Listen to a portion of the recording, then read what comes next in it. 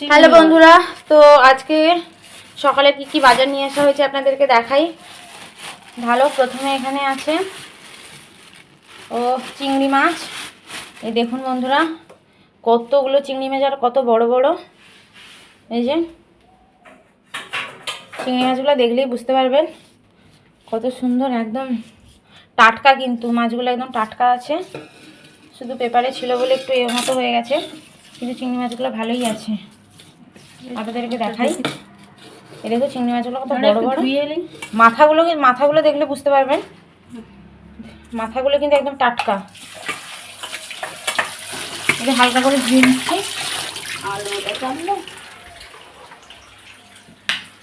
তো আজকে কিন্তু অনেক কিছু বাজার এসেছে।